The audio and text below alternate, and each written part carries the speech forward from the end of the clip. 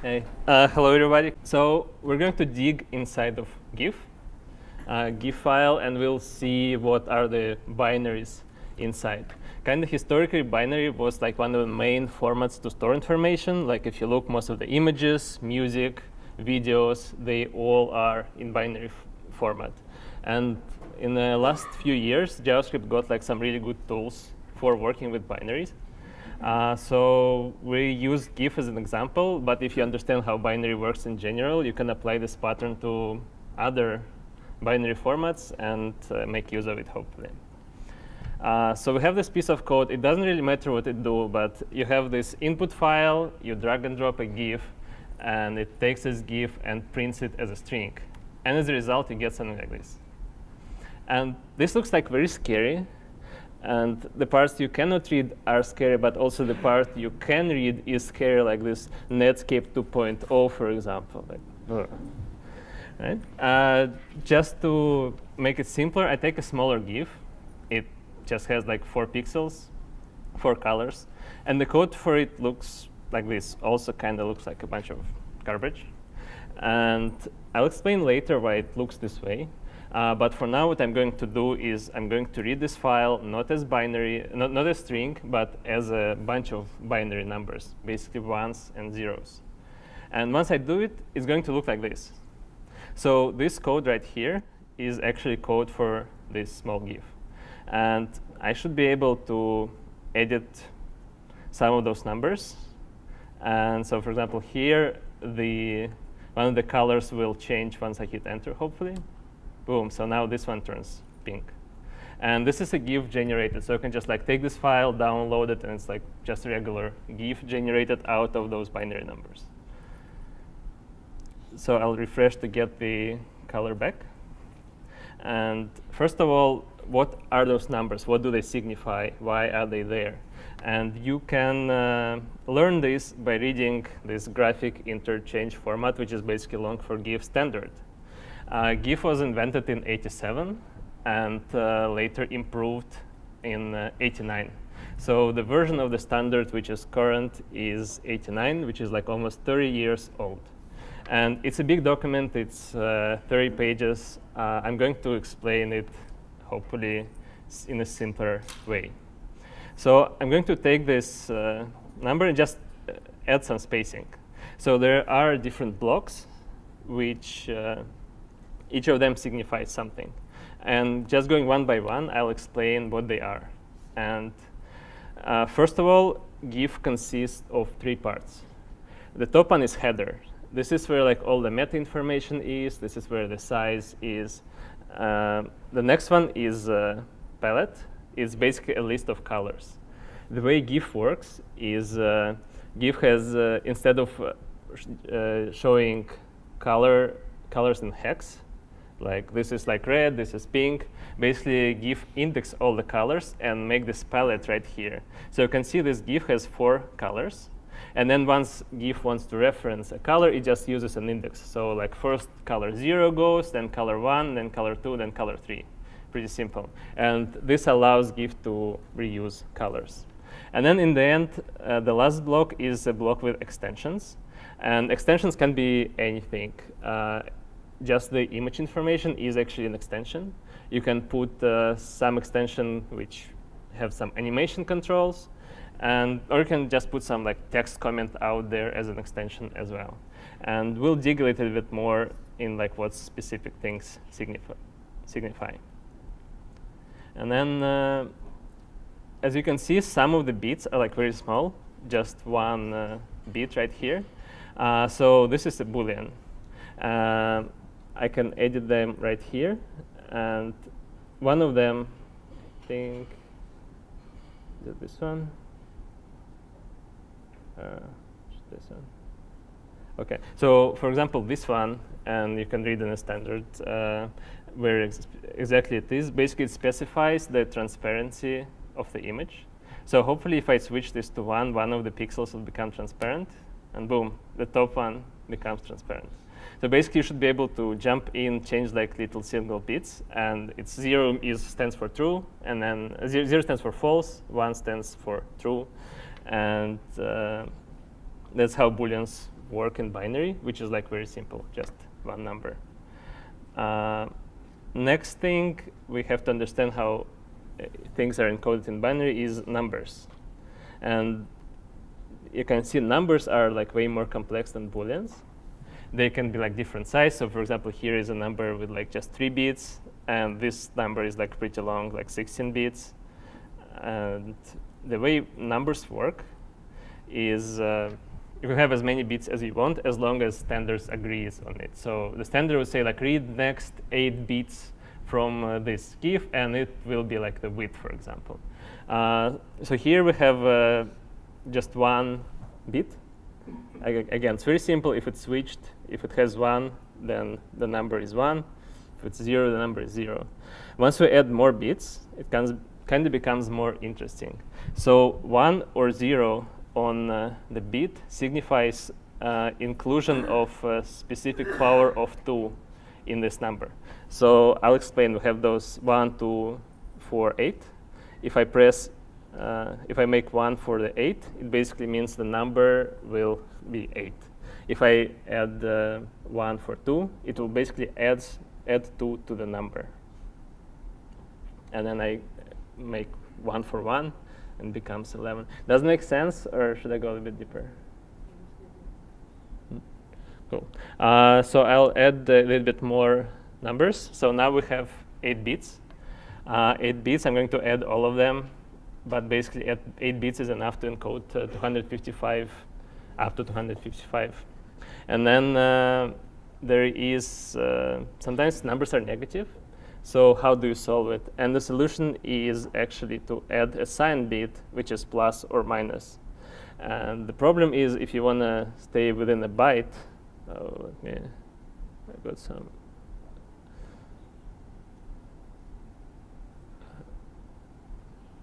Okay. If you want to still have 8 bits, which is byte, and byte, by the way, is like totally arbitrary thing. At some point, somebody decided, okay, we'll have 8 bits in a block, and this is how it's going to be.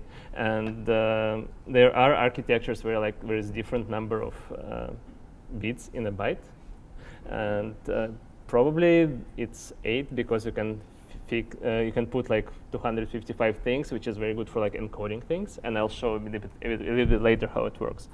But the bottom line here, if you add a bit for a sign, you are losing a bit for this 128-bit. So you can only have positive or negative numbers between -127 and 127. And this basically can go as large as we want. So here, like, you can have like very huge numbers. It's basically up to the architecture of the tool we're using. But this is basically how numbers work.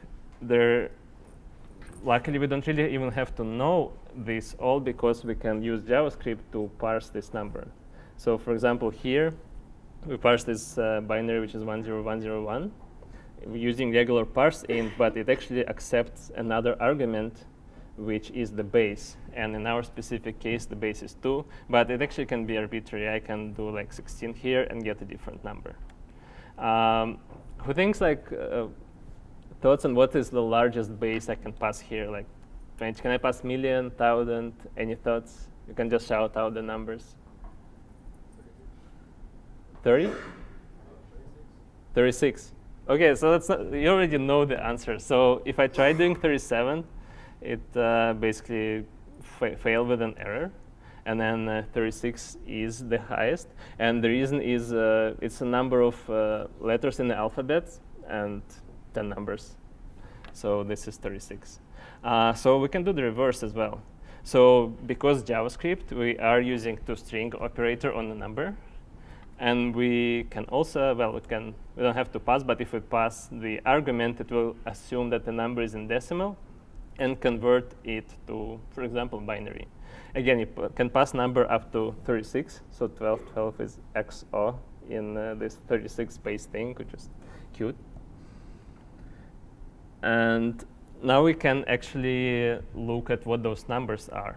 So this first number is width. There is kind of like a little surprise here, which I'll explain later. But I'm going to make it 3. And now you can see the whole GIF became smaller because now it actually thinks it's 3 pixels wide, but it only has data for 2 pixels. The next number is height, which works like exactly the same way. Then we have a Boolean for global palette. So it is possible to actually not have global palette. However, if I switch this number to 0, browser will get really confused because it will expect this information and it will see the palette information instead, which I didn't remove. And this is basically, we just want to keep it here. So there is a thing called color resolution. We can see here each color, and I'll highlight the colors. Each color is actually 16 bits. And this is basically 3 numbers from 0 to 255. And this is how we define the numbers. I'll show it in the next slide. But before, it was actually possible because there were like older devices to have lower resolution, which would allow to have like smaller GIFs. So you could specify color in like 6 bits instead of 16, for example, if you really need this. Next bit is signifies if the palette is actually sorted. Long time ago, it was possible to sort the palette by most prominent colors, and then some terminals would not be able to display too many colors, so they just pick top few ones and they would display those. And then this one is palette size, which this is pretty interesting. This is one of kind of limitations of binary, and I don't know why this decision was made. But the way it works, it allows you to have a different number of colors in the palette, which is this number converted to decimal up to the power of 2 to this number. So maximum I can do with 3 bits is 8. So you can get up to 256 colors. And this is the limitation. Technically, if GIF creators at that point wanted, they could have added just like 1 bit. And this would allow to have 65,000 color table for GIFs. And well, they didn't, and now GIF is limited to 256 just because of this one little byte, which is funny. Fun fact, it is actually possible to have true color, like many color GIFs, and this is because each slide in animation allows you to have up to 256 local colors.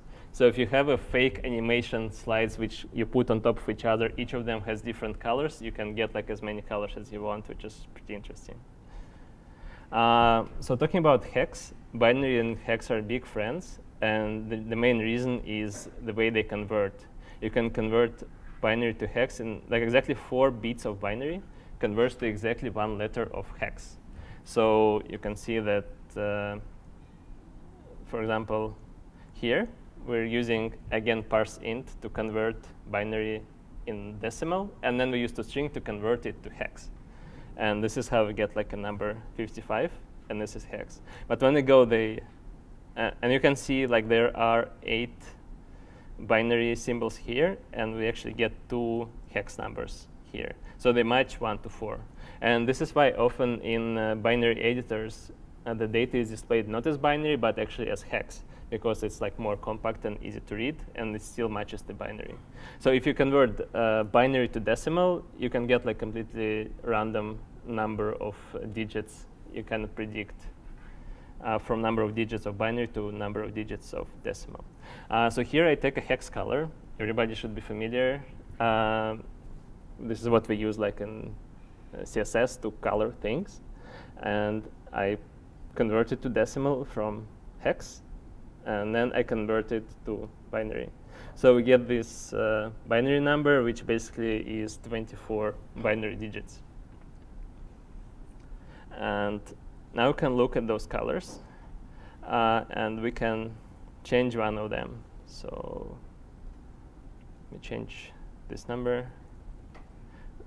So now one of the colors is going to change. So this one just turned from yellow to green. I'll refresh so this thing becomes a little bigger. Right. But basically, you can just change those bits, and they will change the color of the GIF, which is pretty cool. Also, one interesting thing, we have this transparent bit right here. there is another number which actually signifies which color will become transparent, and it's actually an index of the color. So for example, here, the first color is transparent, but I can change this number to 1. I hit enter, and then the next color becomes transparent. So you basically can go to this table and say, I want like nth color to be transparent in this GIF, and it will become transparent. Next thing is strings. So here, GIF always starts with GIF. So if you remember, we looked at text representation of GIF, and it starts with like GIF something. And this is because, well, so you understand what is the format. It doesn't give you details, but you can see right away this is GIF. And most of the binary files have some constants in the beginning, so you can immediately recognize it even if you're in text mode. And the way string works is you convert binary to number. You generally take 1 byte, unless it's some very specific encoding. And then you convert it to number. Then you take this table, which is called ASCII table, and then you find this number, and it becomes a letter. So for example, if we get like 10101, we get number 85, we get the letter U. And this kind of works pretty well, but there is one problem. There is more than one language, and we only have 1 byte. And the way they solved it is like, let's add like a bunch of stuff from like different languages, and maybe it will help. Didn't exactly help, but there are like a bunch of interesting characters here. So for example, this thingy, it actually means any currency, like you, or unspecified currency. I didn't know that. That's pretty cool. And then the way they solved it is they say, OK, so the second page of this table from number 128 and up to 255, you can specify different tables. And then, for example, if you're using browser, in the browser, you can say, I want to use characters from this specific table. So this one is called Windows 1251. And this would probably wouldn't tell you much unless you speak Russian language or ever use the Russian website. Because Russian people, they basically, you know this image from XKCD when they're like, oh, there are like 15 standards, we should invent a new one which is better. And then in the next day, there are like 16 standards, and they all competing. And this is what happened to Russia. So we had this one encoding where things just go alphabetically, and those are like Russian letters, by the way. And then somebody comes in and says, no, that's not cool. We should have them follow like English letters. So they use English alphabet to kind of put in Russian letters in the same order, and then some letters don't fit. They just plug them in whatever. And this was basically the life of early Russian internet users when you open the website and there's like a bunch of garbage, and letters are all familiar, but like you have no idea what it means. And here's a funny picture. Is somebody used the wrong encoding, but they didn't know, because like whatever Russian, it can look like anything. So they literally put like a bunch of random characters on the envelope, and somebody actually went and like decoded and put back like the Russian letters. It's pretty hilarious. And I looked up this address, and this is actually like just like few blocks away from my apartment in Moscow, which is very interesting. Just some random place, the random image I found online. So Unicode came in to solve this, and basically they fixed it in a very interesting way. I'm not going to go deep, but they have compatibility with the old ASCII table. So if it works for ASCII, it works for Unicode, but it also added various byte length, where like when you have specific value, you're actually looking at the next byte, and this is how it allowed Unicode to have like a longer table. So there are like thousands of symbols in Unicode, including emojis and all that cool stuff. Like here is like a page with some Chinese characters. There are like a lot of them.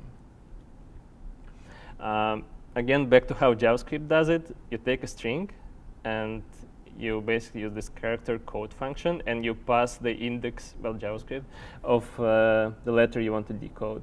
So for example, L is 108. I can switch to Russian and have some fun letters right here. So this is letter U, and the code is like 167. Same comes back.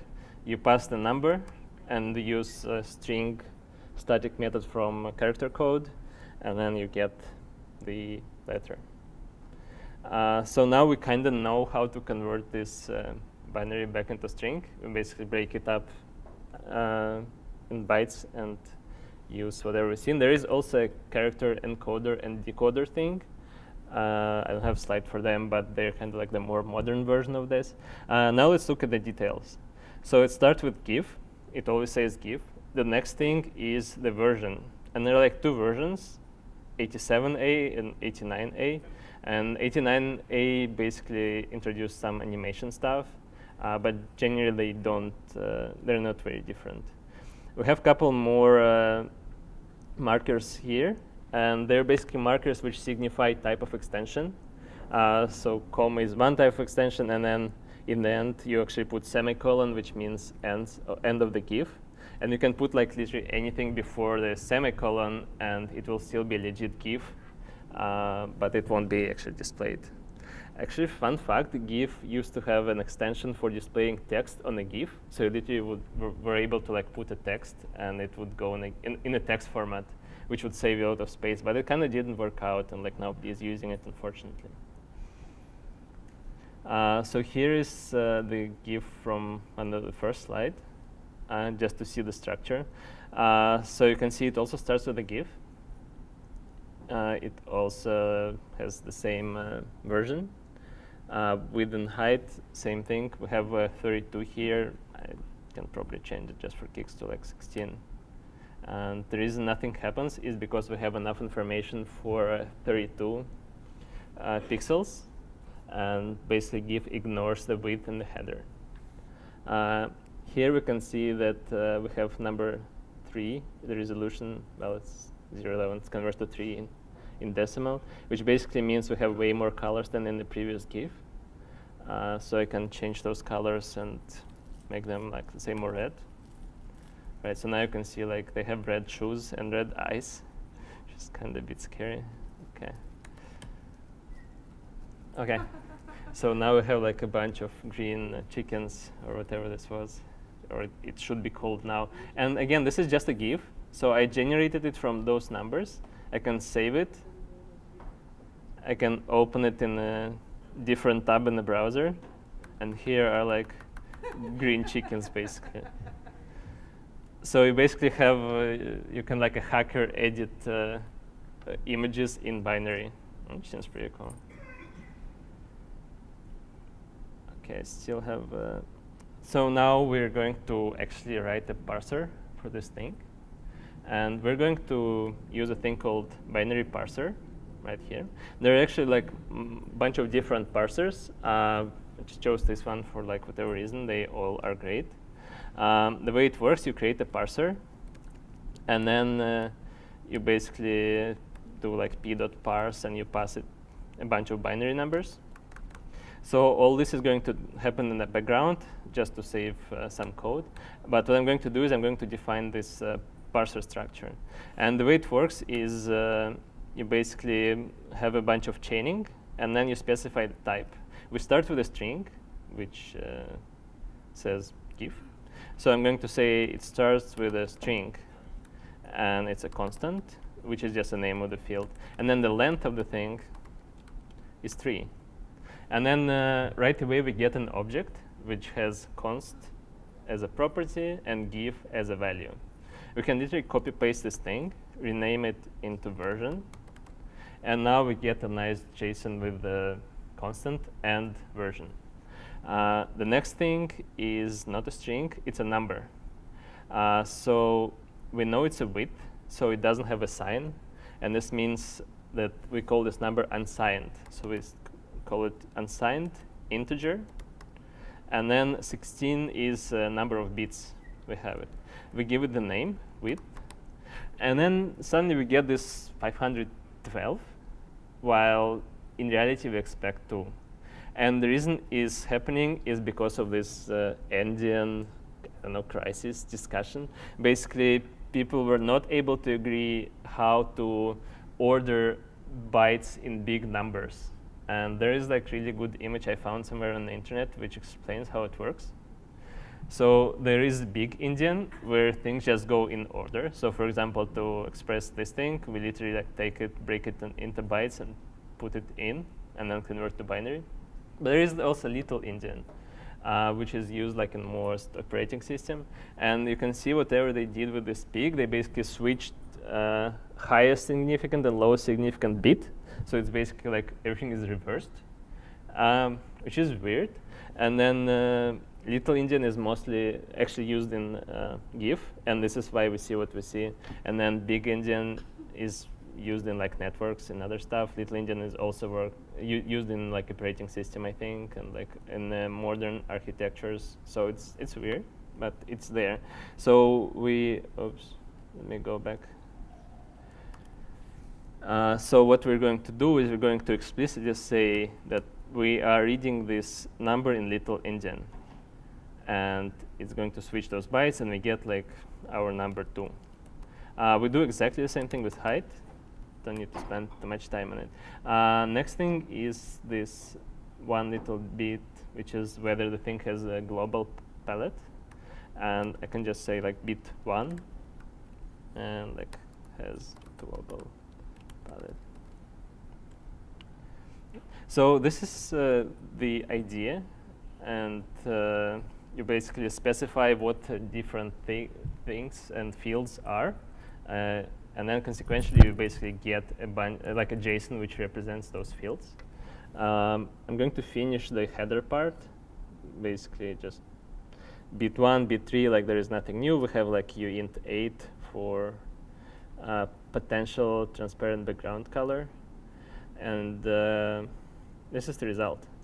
Now let's do something a little bit more interesting. I'll leave it here for just like a couple of seconds so it sinks in. Basically, we're going to build on top of it, and we're going to parse this table with colors. And yeah, you kind of can say like this is what 24 bits of like color 1, and it will parse it.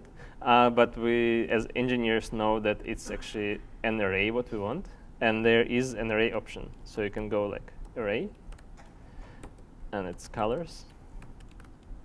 It takes a few arguments. So for now, I'll just say that the length is 4. And this is because we have 4 colors. So next thing is what I want to do is I want to specify the type. And ideally, I would just say that it is bit 24. But we get an error here saying like the bit 24 is like not a real thing for this specific parser. So what I'm going to do, I'm going to do some inception stuff, and I'll have parser in the parser. So the type will be new parser.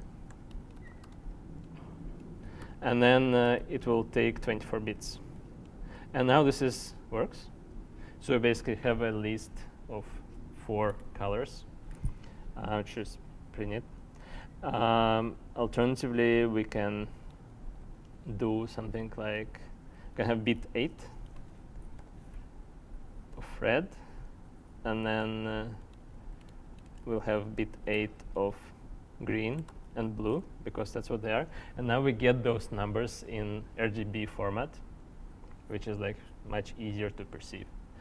And so those are the basics of parsing. You can see like I wrote a GIF parser like in a few minutes. GIF parser has already been written like 100 times, of course, but hopefully this makes you less afraid of like digging into binary formats. Let's see how much time I have left. I have like 5 minutes, I guess. Quick thing is, okay, so we know what binary is. We kind of understand how it works. There is this crazy idea, like, can we use binary instead of JSON?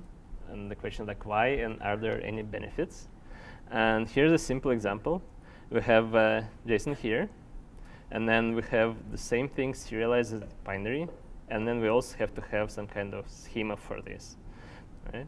If I click on, for example, a string, we can see how different bytes are encoded. So I can add like a name, and then the interesting thing is, so the length of this JSON is 51 byte, and you can see like the length of this binary data, just because it's like way more compact, is 14 bytes.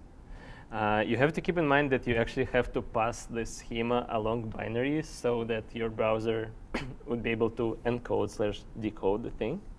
But it's very interesting how, just for example, this test true, it's like 12 bytes, while in binary you literally like encode it with like 1 bit, which is like 48 times more, which is pretty impressive. You lose some of it once you just like gzip or zip the JSON if you really need efficiency. And just to compare, JSON would be a little bit larger, binary would be smaller. It's if you gzip it would be like 10% probably difference. JSON is slower to serialize because binary can just dump it in. JSON is easier to understand and debug because it's human readable. Again, you see like a bunch of ones and zeros, so you need special tooling to do this. And also JSON works out of the box. JavaScript has like JSON stringify, boom, you got JSON, then you use JSON parse, and you got your object back. So with binary, you would have to include some kind of library, which actually adds more to the amount of data you would have to transfer.